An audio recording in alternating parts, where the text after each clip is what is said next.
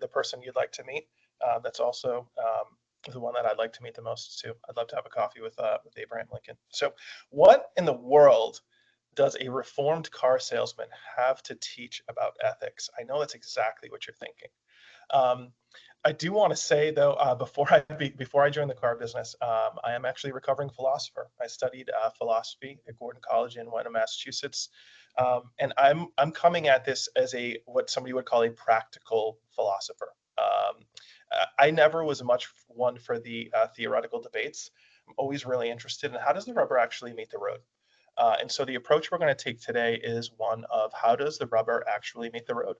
And why do ethics actually fail us? And I think it was Einstein who said if he was given an hour, he'd spend about 50 minutes talking about the problem and then 10 minutes solving it. And that's kind of how we're going to do things here today. I really want to talk about the pitfalls of why ethics fail. And then we're going to spend some time talking about it, albeit less, how we can avoid that, because I do think the solution is a simple one. And in fact, it's really simple. As CC said, and for those of you who have been in my classes in the past, I love collaboration. So CC is going to monitor the chat, and you're welcome to put questions in there.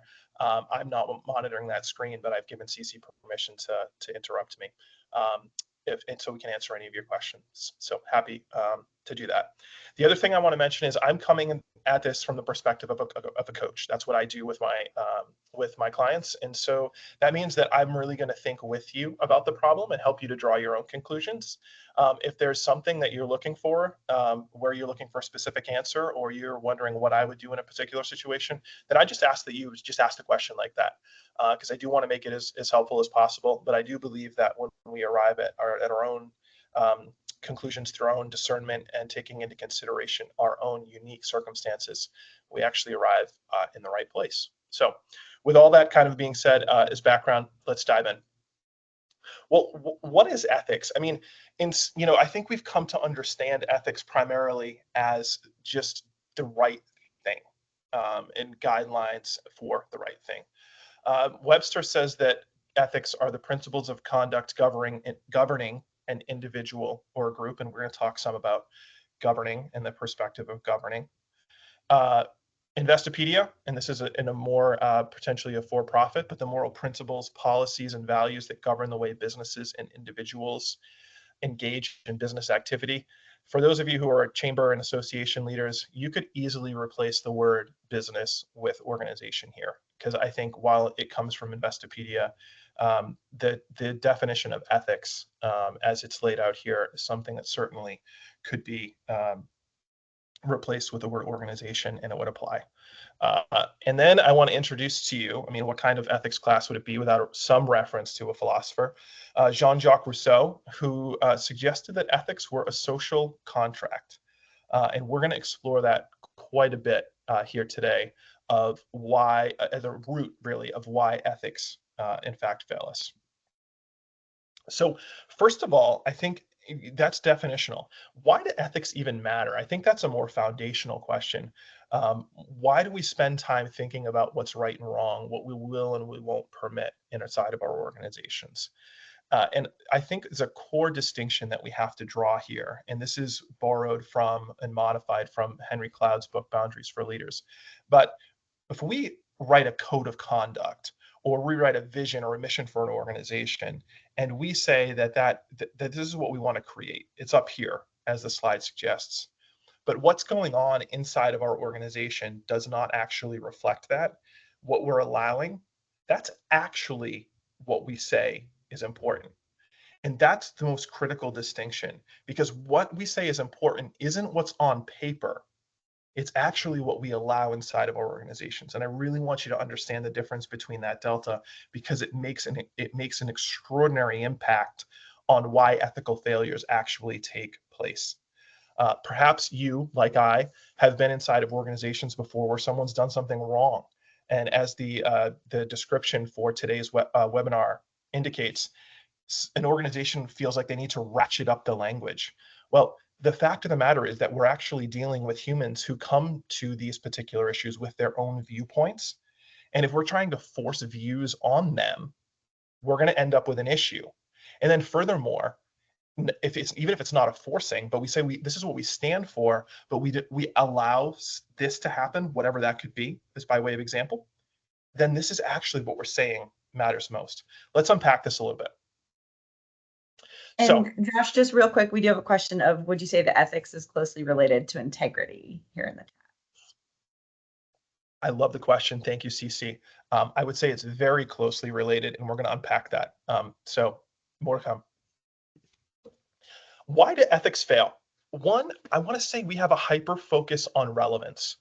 Um, what we really need to be doing when we're writing ethical statements and we're crafting our codes of conduct is we're actually need to be thinking about how are our own organizational values reflected in whatever particular issue we're going to be addressing from a code of conduct perspective. And so if the motivation is, well, this is becoming an emerging issue and I feel like we just have to have something out there on this, that's actually being focused on relevance. And I would say that when we prioritize relevance over our own organization's values, there is going to be a lack of integrity, as that question kind of intimated and led on to. And we're going to talk about that here shortly as kind of part of our remedy is integrity. Secondly, a hyper focus on preference. When we don't have shared language from an organizational value perspective, or we don't have a shared understanding of what exactly it is that we're trying to accomplish, we devolve into just picking and choosing what we like and what we don't like. And that puts us in a really, really sticky and difficult place.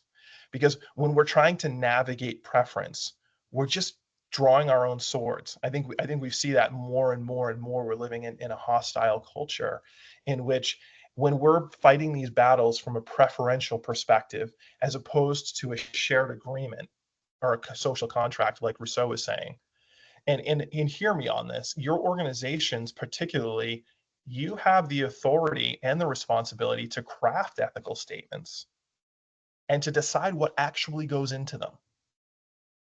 It's super important to understand we have full agency in what we put into our codes of conduct and how we want to enforce them. Thirdly, as you might imagine, there was reference with reference to integrity, there's a lack of alignment. So let's use, for example, DEI, diversity, equity, and inclusion. I think it's a fantastic movement that at its core wants us to really treat one another as human beings. A novel concept, I know, but at its core, that's what's most beautiful about it. An organization needs to tailor their focus on diversity, equity, and inclusion to their particular vision, to their particular mission, to their particular values, and in their own particular location. It's absolutely critical that what we say, going back to creating and allowing, it matches, because results are the product of what we create and what we allow. And so when we have a lack of alignment in these particular issues, the foundation starts to crack. And when the foundation starts to crack, we have an incredible amount of subjectivity. And then when subjectivity starts to creep in, we go back up to preference and we put a hyper focus on what somebody wants and doesn't want, or we become overly focused with relevance. But when we put alignment as a primary thing, the thing that matters the most, so that what we stand for actually reflects who we are and what we're trying to do in the world, that makes an incredible impact. But oftentimes, our ethical statements and codes of conduct come either out of preference or relevance. And in so doing, what we do is we don't have an alignment. If you think of like a chiropractor or something like that, the reason we feel so good after an alignment is because our body is properly aligned. Or think of something from my background, when a customer would come in and we would do an alignment, their tires would then wear evenly and they would last longer because the vehicle was functioning the way it ought to from a suspension standpoint, and their tires would then wear evenly because they were functioning as the way that they ought to function as well. So critically important when you think about alignment, most of the time ethics fail because the statements we have don't actually align in our particular situation or in our particular area. Fourth, lack of agreement. So anyone who's been in one of my classes knows I love to talk about agreement and I love to talk about the hiring process. And I am a huge believer and strongly convicted that ethics statements, codes of conduct matters, those are things that are cultural fits. And those are things that ought to be sought out at the very beginning of a hiring process. If we're finding out way down the road that we've got a matter of preference here, which somebody precludes somebody from being willing to follow one of our codes of conduct, then we have an issue. Showing our code of conduct or explaining our ethics in the hiring process is doing everyone a favor. So when someone signs an employment contract, joins your team, decides to volunteer, becomes a member of your board, any one of those particular things, we actually have an agreement. But too often, what I see is that we don't have agreements around these things. And so it does become deferential and it becomes preferential. And then there's a bunch of debate, and these statements are being written on the fly with a bunch of people who are already in conflict with one another. When we come at ethics from a non-emotive, we're not engaged in any sort of hot topic issue, but we're just looking at this for what's best from the organization. That's always the best time to do that, because emotions are becoming secondary to what's actually best for our common interests as an organization, the vision that the organization has and what's trying to achieve, the members of the organization, whether it be board, volunteer, employees, members. When there's that type of agreement around ethics, it makes all these things so much easier, but we don't have them, and it ends up devolving to one of the three issues that I've listed above. Lack of purpose. Maybe you, like me, were the ones asking your mom and dad all the time, but why? But why? But why? But why? Or maybe you, like me, have a child, in my case, my son, who now asks me that question, and I understand what it was like to be my mom and dad. What's really underneath that question when we're pushing, and we learn so much from kids, don't we? When kids are really pushing, they're trying to gain an understanding. They're not trying to be a nuisance. They just haven't connected yet with something they've heard that they can latch onto. And oftentimes, inside of organizations, related to what I said earlier about a hyper focus on relevance, there's a lack of purpose behind why we create an ethical statement. And so if someone was to take your code of conduct and come up to something and say, why is this actually in our code of conduct anyway? We should be able to explain how that fits in to our organization's values, excuse me. And if we can't explain how that fits, it's going to call into question that ethic, because it seems like it's outside of left field. 6, lack of courage.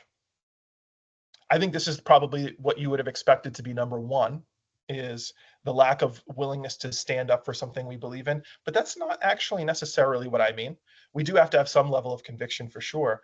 But I'm talking about the lack of courage to create an environment in which what we create, again, going back to that previous slide, and what we allow is actually the same. I have a client, he's a nonprofit, and recently he had a situation where he had to call into question some ethical matters inside of the organization. And I recall replaying this with him, and we were having a discussion about how the conversation was going to go. And he shared with me the fears he had, because in his mind, he was playing out on how all these things were going to happen. I've heard the term used, catastrophizing, in the past.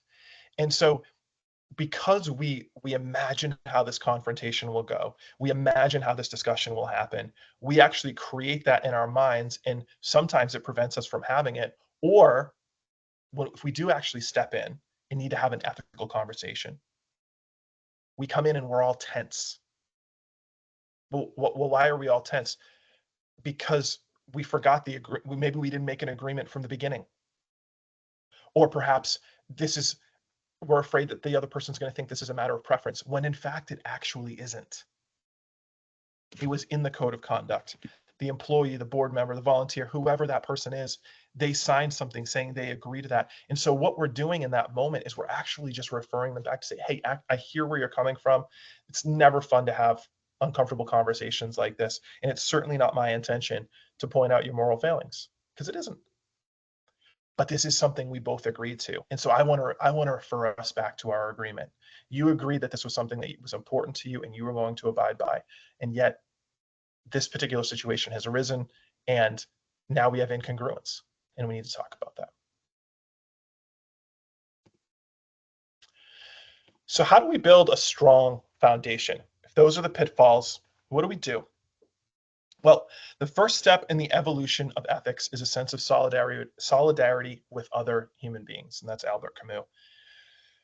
Solidarity being the key word. And so I want to give you a couple of tips here. These aren't going to be on the slides, but you can certainly rewatch the replay if you need to, and you can grab these back. I hinted at this already, but I want to talk about solidarity starting in the hiring and the onboarding process. Too often, what we do is we hire somebody that we like. We invite somebody on that we like. But I think we've all had experiences before where we might not get along with somebody the best, but we respect that person. In the end, we want the same thing. And because of that solidarity and that shared purpose, great things can happen because we actually learn more from those who are willing to serve us rather than please us. Well, what do I mean by serving rather than pleasing? They're willing to ask us difficult questions. They're willing to look at things from a different perspective. They're willing to call into question whether this new program that we're creating is actually in alignment with our organization's values. They're willing to call into question the suppliers we're using. Because here's the thing about ethics. We talk a lot about situational ethics when I was in college. Well, situational ethics being everything was contextual. Well, if we believe in something so strongly, we need to have solidarity with one another and solidarity in principle so that these particular ethics or the things that we're putting in our codes of conduct, they apply in nearly all times and in all places. That's absolutely critical. Because if we're building a code of conduct, we're constantly amending it, it's on the fly all the time. What actually, the question begs is, what actually is so sacred that we're willing to hold on to, take a stand, and not have any wavering? So, and this is where solidarity is incredibly important because it binds us together around things for which we agree, as opposed to matters of preference, building it on the fly. Now, what do we do in a world where there's constant change? Okay. You get that question a lot. I had a boss, and he was one of my favorite bosses of all time. I worked for him in COVID before I started my coaching practice. And I'll never forget when he talked about how we were going to proceed with what do you do with masks? What do we do with employee sick time and all of these things? This was his counsel. He said, Josh, we're never going to be the leaders, but I do want to be one step behind. And there was some prudential wisdom in that because being second or being just behind, whatever term you want to use, it gives it a little bit of breathing room to see how things play out. So there's not this urgency that we have to just, which is really created. We're creating this urgency for ourselves and we're going to have to see how it works out. Well, that's actually not solidarity. It's not really solidarity at all. That's just urgency. But there's prudential wisdom in waiting a bit, talking these things through, seeing how they align, and then bonding together. I've talked a lot about vision, mission, and values. Strategy is one of my favorite things to coach on. And of strategy, I think one of the most important parts is our values. And so the reason that ethics fail is because they don't reflect our values. Ethics read a lot like rule books. What ethics really needs to be is it needs to be painting a picture, if you will, of what it means to live out our values. Because we value this, we will behave this way. Let's just use artificial intelligence, and the usage of artificial intelligence is obviously a very hot topic. in all types of organizations. What is appropriate usage? What is an ethical usage of artificial intelligence? And I would say in order to draft an answer to that question, in order to make a beginning, we first need to look at our values. So let's say, for example, for quite some time, Southwest Airlines, though they've had some recent difficulties, they believed that they were going to build the strongest business by having the strongest workforce. And they were going to take care of their employees first because they believed that employees who were well taken care of were then going to take good care of their customers. And natural output of that in an AI environment would be, if we really value our employees, how are we going to think about AI? Is it going to be something that enhances our existing employees? Or are we envisioning it something that can replace employees? And if that's the case, then how is that congruent with our values of putting our employees first? Because we believe that our employees are going to be the ones who are going to help us make the healthiest business and the strongest business. And so when we start from a place of saying, these are our values, and this is what it looks like, that's really what ethics is it's actually painting a picture of what things look like based upon our most strongly held convictions. It's not the convictions themselves, and this is where you get the difference between being a theoretical philosopher and a practical philosopher. I'm interested practically in how this works in the world versus how is this in a classroom? What's it look like on a whiteboard? What's it like in a boardroom? Wow, that's a beautiful statement. But if the statement doesn't have teeth, if it doesn't have traction, if it can't be put into practice, what good really is it? And so ethics is actually not the beginning place. I know that's not exactly true, but it really is the outpouring of where our values are. And there's a almost like a yin and a yang between the two of them. Feel free, by the way, as a reminder, to put any questions you might have in the chat, and CC is glad to pass those on. So if that's true, if values are critical and they're the place that give birth to ethics, what do we do about values? How do we figure out what's so important? Well, one, what is central to our shared life together? Like, what are the things that bind us together? And there are different kinds of values, right? There are values that are, there are values of naming things that are already important to us. There are some values that are aspirational, things that we hope for. There are some others have some different types of values as far as a combination of the two. Like, okay, well, we're kind of like this, but we really want to be a little bit more like this.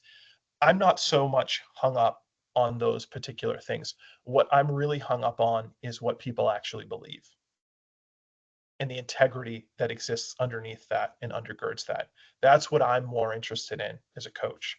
I'm not necessarily interested in, are these identity values, are these aspirational values? It might be helpful to use those as framework or lenses to think through, but what I'm really interested in, what are the core things that an organization and individuals actually believe? That's where the rubber really meets the road. Because at the end of the day, what are we willing to walk out of a job for if we're an employee? What are we willing to terminate somebody for if we're an organization? And so a great way to do this, there's plenty of value inventories that are online. You can Google them. I think they're all the same. And there's a simple way to tackle this. Circle the words that are the most central. And then by a paring down process of elimination, look and see, are some of these similar? Another great way to do this is how I do it with my clients. I actually ask them to write down words on Post-its, and we put the Post-its up on the wall, and then we start grouping the Post-its together in bunches based upon the alignment that they have. It's a super helpful exercise if you've never done that before. It's great for creating values. It's also great for organizational planning. So I highly commend it to you. Super helpful. But understanding those values from the standpoint of what's central, what do we care? Josh, you were muted there for a moment. Just the last maybe 10 seconds or so. Oh, cool. Thanks, CC. Must have been internet or something. Um, did you hear the part about posted, CC? I'd go ahead and just, it was, yeah, just the last 10 seconds or so. Okay. So um, to summarize, having a values that are grounded um, in things that come from a deep place, that are the most important. And how many things can be the most important? Well, really only a handful. Um, so I'd say 3 to 5. Secondly, and a different way to look at this, and is perhaps a litmus test, is for what are we willing to make a necessary ending? So this goes back to, I'm going to leave my job because I don't believe in insert X here. I'm going to, we're going to terminate this employment relationship. We're going to ask someone to step off of the board because they don't believe, they don't share our conviction for X. And you could defer back and say, well, Josh, isn't this preferential? No, it's not. No, it's not, because you're doing the work foundationally. And this is really what I'm after here. And this is the whole premise of why ethics fail. The reason ethics fail is because we don't do the foundational work. We write the codes of conduct as an aftermath in something that's not fully aligned with who we are, what we're trying to do, what our vision is inside. So, what are we willing to make necessary endings for? And then use that as a litmus test against those values that you came up with in either one of those exercises that I had suggested there. Okay, someone had asked earlier about integrity. And also, Josh, we just had another question, so we'll do a 2-for-1. Yep. Is it sufficient if someone follows the ethical guidelines, even if they don't believe in the importance of those guidelines? Oh, that's a great question. I mean, I would ask foundationally, do they really believe? If they're willing to um, follow them, at some point in time, if there became a situation in which they had to choose between what they really believed and what the code of conduct said, I'm just curious, does that person actually have enough discipline to follow through on that? If they do, I don't know that I have a big issue with that. What I would have, what does trouble me a little bit about that is buy-in. I mean, there certainly can be diversity of thought. I think we should welcome that.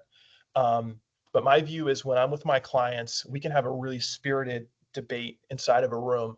But when we've decided that this is the direction we're going to go, the person who has the ability to make that vote at the end, when they've made the vote, we're all leaving in the same place. So if you're confident that that person has said what they've had to say and they're willing to follow through with that, I think that's okay. But I trust your wisdom in the matter.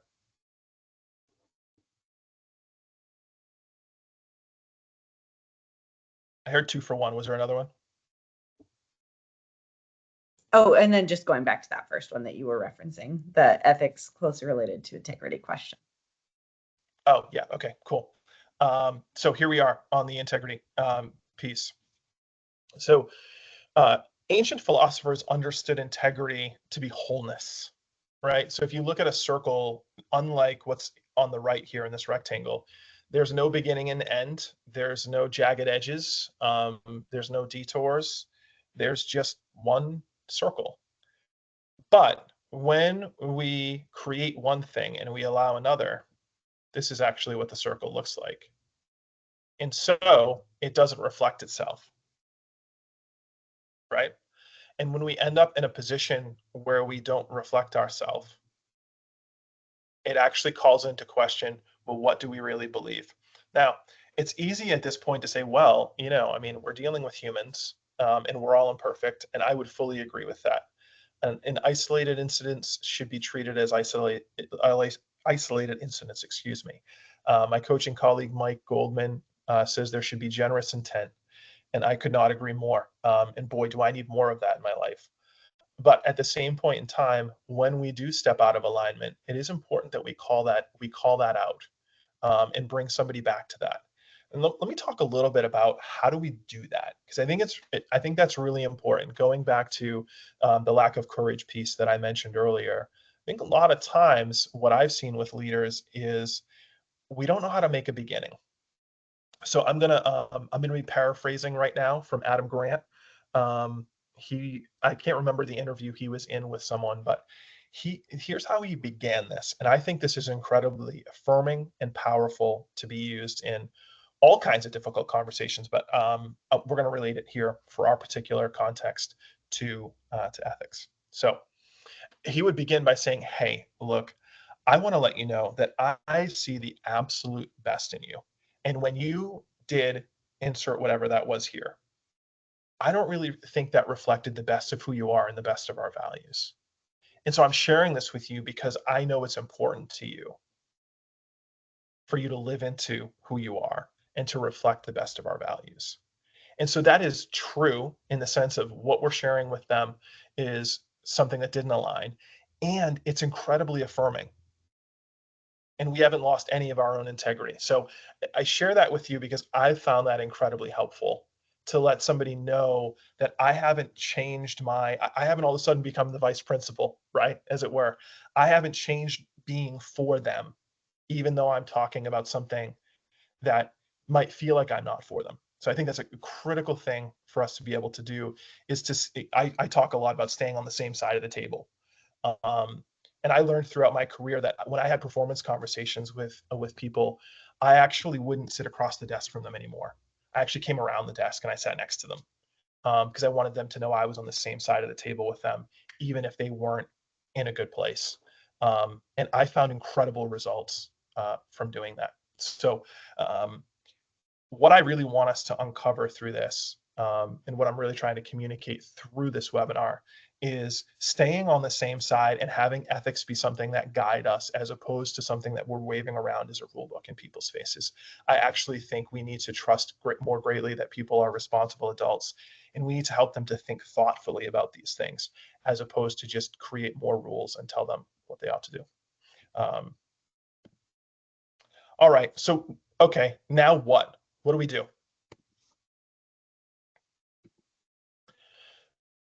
If you're sitting here and saying, okay, this is kind of interesting. I do wonder, what is our code of conduct? How does it align? Have we written in such a way that it's actually helping us move forward? So if you're gonna go back and evaluate your existing code of conduct, here are some questions for you that I'm going to offer you, and then I think I've got a Covey quote, and we're going to open it up for questions. Which value does the ethic or the particular item in your code of conduct, which one does it reinforce? And this is going to be such a powerful exercise of clarity for you as you do this. Because the temptation is going to feel like we need to have an answer for absolutely everything.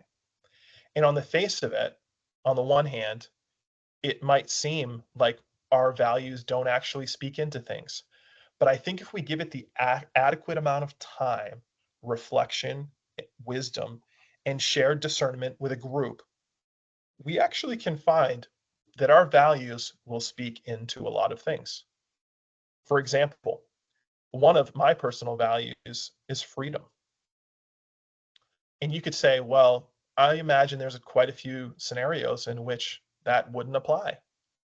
And I found that as I've personally sat with that and evaluated some relationships that I had created, that underneath it all, I felt like I was tethered to some things.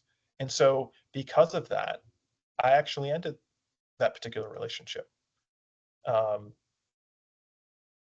really sitting with our values and letting them marinate, they can go deeply enough to inform our codes of conduct. So on the one hand, I think that's probably the easier of the three questions I've got for you. Secondly, and I think this is where we spend most of our place and then most of our time, and I think this is the place we actually get ourselves into the most trouble. What values are not presently represented in our code of conduct? Now, hear that question again, because I think the question we actually ask ourselves is, what ethics are not presently represented in our code of conduct? Meaning, do we have a DEI statement? Well, we've got to create one. Okay. That might be something that's really important to your organization. And if it is, do yourself and everyone else the favor of putting in the hard work so that it reflects your values when it's written, as opposed to feeling like it's something that has to be crafted. Perhaps it's a statement on AI. I already referenced that earlier. Perhaps it's a statement on science and how the interplay of science is inside of your particular organization, depending upon what you're doing. Coming from a place rather of what ethics do we need to create? We don't have a statement on this. When we eliminate that and we come from a place of what do we actually hold dear? What's actually important inside of our organization? What are we actually willing to end relationships and stop doing things for? When we come from that place, we're going to write incredibly more powerful codes of conduct because there's going to be such alignment.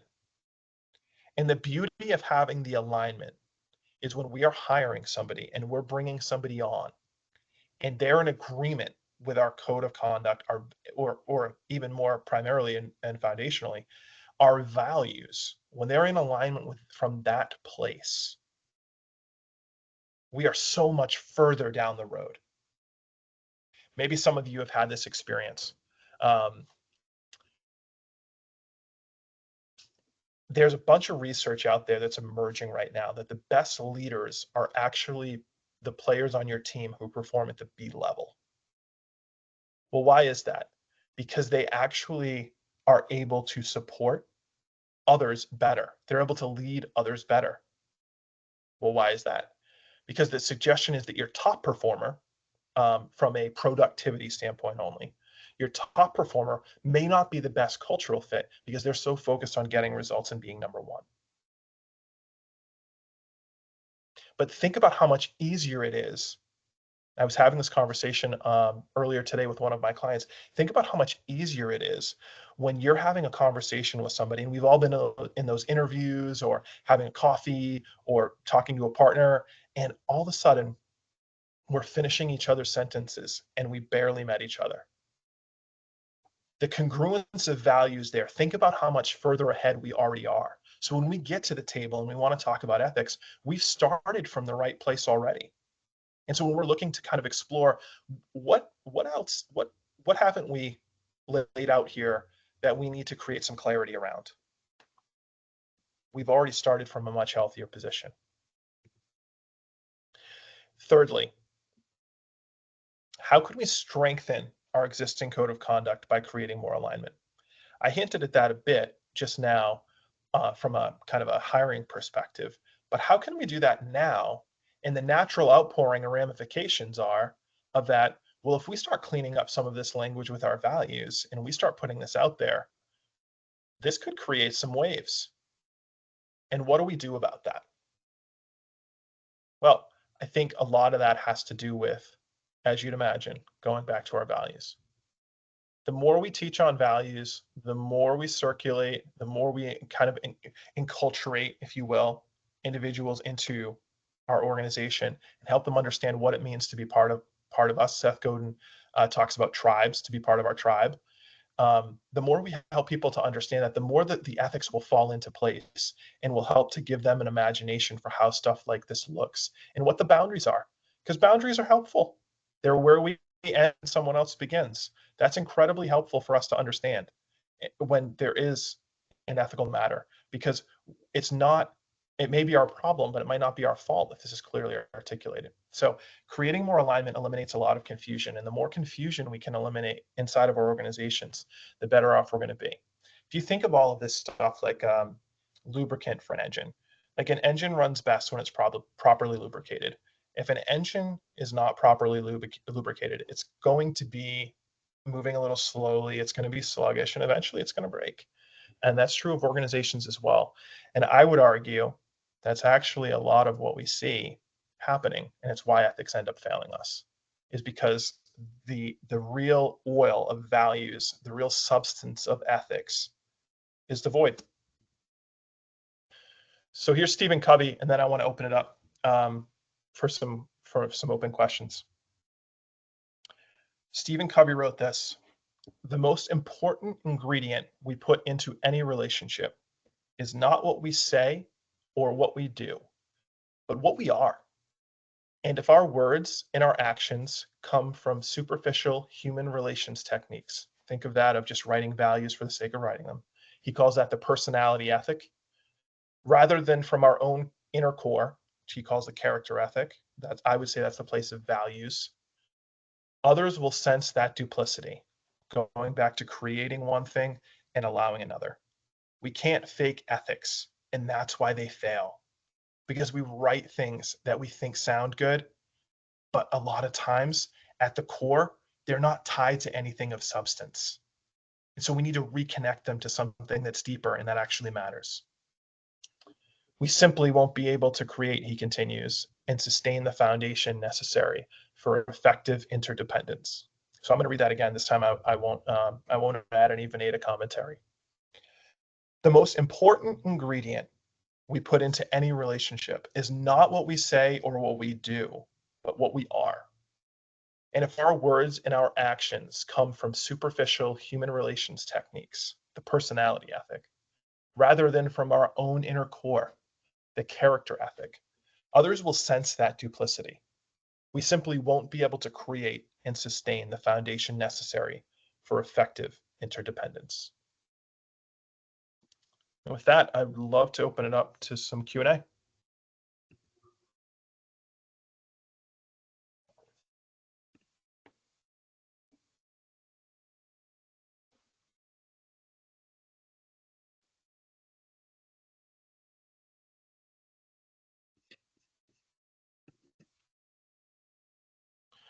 My pleasure, Christy. Thank you.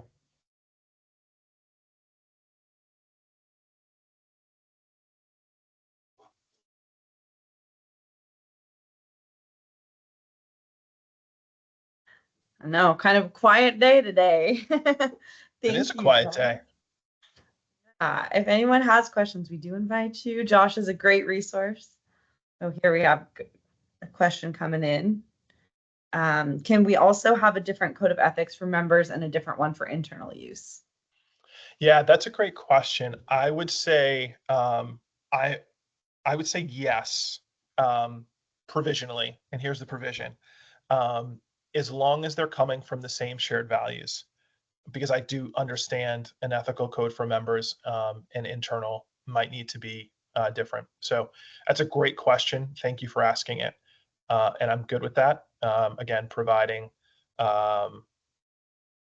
that it's grounded in the same set of values. And also by creating two sets of codes, you haven't create two sets of standards. And then we have a comment here, not a question, just wanted to say how helpful this was. We have a staff and board retreat coming up to help us determine our organization's values, and this ties in so well to that. So thank you. Which is great to see and hear. Excellent. Yes, a lot of gratitude and truly thank you. This is very helpful, I think, in determining and I think it ties in with going into the new year. You know, we're always forward looking, and I think it's a good time to do a review of organizations and self and where it is that our values lie. And I think it's a great timing before the holidays really pick up and things get busy. We have another thank you here. So with that, we'll go ahead and conclude. Again, I don't want to cut anybody off, but if you do have questions, type them here in the chat. Just as a little housekeeping, we do have a recording of the webinar today. Will be provided right after the webinar, and we invite you, should you look to receive the CAE or CCE credit, to email into the Institute IOM inbox, and we'll have those resources available about 48 hours after the webinar. And just again, thank you, Josh, for sharing this with us today. We really do appreciate you. And I invite you, Josh has his information here on the slide, josh.vanada.com. We invite you to reach out and utilize him. He's a great faculty member, great person to know. Oh, and we do have a comment here. We do an ethics and fiduciary training, and sometimes the recipients are not happy about it, thinking they are being personally scrutinized. That's interesting. Is it, Chrissy? Is there I wonder if there's a question there we could explore a bit.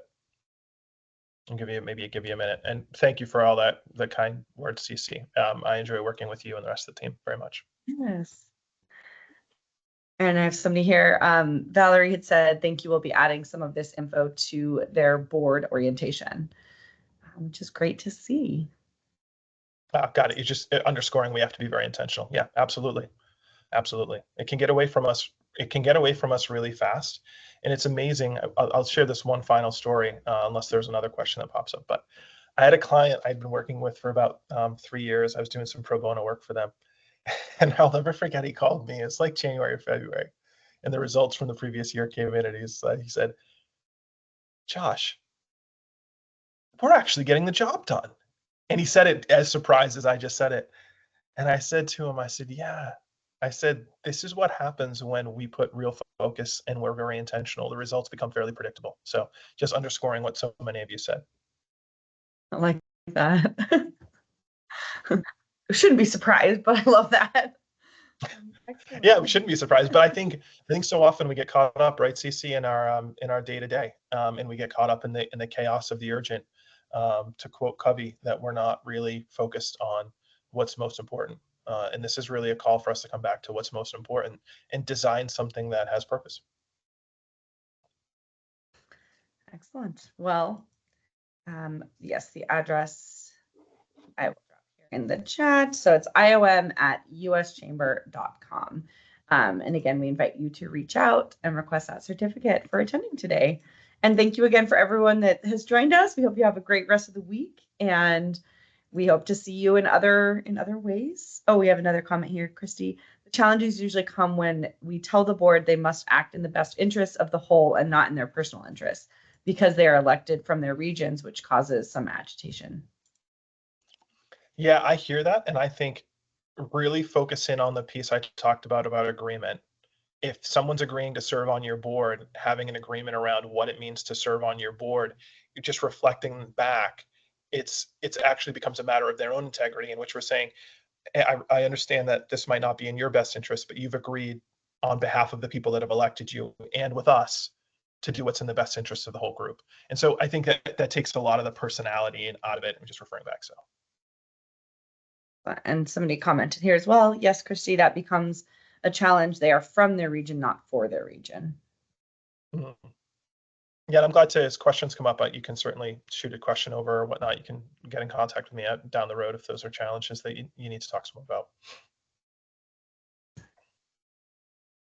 Well, thank you all for joining us today. And definitely, if you have something that comes up after, you'd like to have a side conversation, I know Josh is very open to discussing offline. So thank you, Josh, and thank you for those that have joined us today. And we look forward to seeing you at other Institute events in the future. Thank you. Bye, everyone.